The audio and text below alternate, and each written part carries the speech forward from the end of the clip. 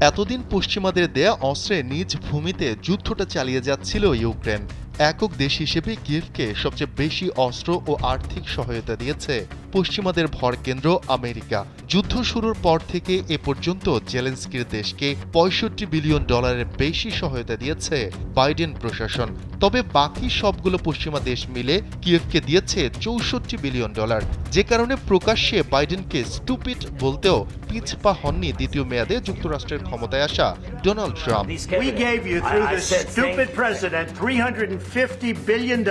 সেখানেই থেমে থাকেননি ৭৮ বছর বয়সী এই রিপাবলিকান নেতা। স্থগিত করে দিয়েছেন ইউক্রেনের জন্য প্রস্তুত করা সামরিক সহযোগিতার সবশেষ চালানটিও।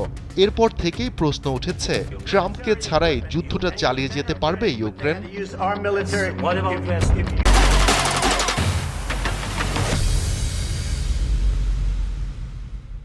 ব্রিটিশ সংবাদ মাধ্যম দ্য গার্ডিয়ান জানিয়েছে, ডোনাল্ড ট্রাম্প গেল নভেম্বরে মার্কিন প্রেসিডেন্ট নির্বাচিত হওয়ার আগ থেকেই অস্ত্র ও গোলাবারুদ মজুত করতে শুরু করেছিল ইউক্রেন। কিন্তু ট্রাম্প যে সামরিক সহযোগিতা স্থগিতের নির্দেশ দিয়েছেন তার বড় প্রভাব পড়তে পারে কিয়েভের আকাশ প্রতিরক্ষা ব্যবস্থা ও ক্ষেপণাস্ত্রের মতো হাই ভ্যালিউ উইপন্সে, কারণ এগুলো যুক্তরাষ্ট্র ছাড়া সরবরাহ করতে পারবে না কিয়েভের ইউরোপীয় মিত্ররা। বিষয়টি সম্পর্কে অবগত এমন একজন ঊর্ধ্বতন পশ্চিমা কর্মকর্তা দ্য গার্ডিয়ানকে বলেন, ক্ষেপণাস্ত্র ও আকাশ প্রতিরক্ষা ব্যবস্থার কিটগুলো ট্রাম্পের অভিষেকের আগেই হাতে পেয়েছে ইউক্রেন।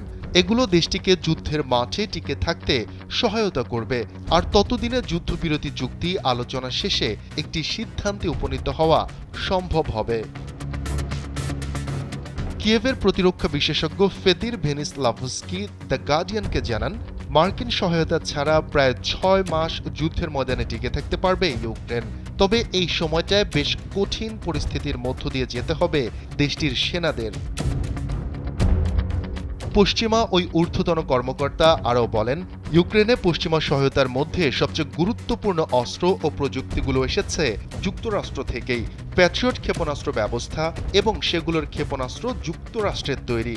এখন প্যাট্রিয়ট ক্ষেপণাস্ত্রের মজুদ যদি শেষ হয়ে যায়, তাহলে রুশ বিমান হামলা থেকে কিয়েভের শহর ও কৌশলগত স্থানগুলো রক্ষা করা প্রায় অসম্ভব হয়ে দাঁড়াবে।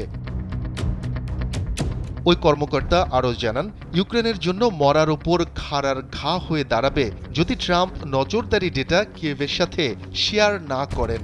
এটা জেলেনস্কির দেশের জন্য খুবই গুরুত্বপূর্ণ, কারণ এই ডেটা ব্যবহার করে রাশিয়ার গ্লিড বোমা হামলার আগেভাগেই তথ্য পেয়ে যায় ইউক্রেন।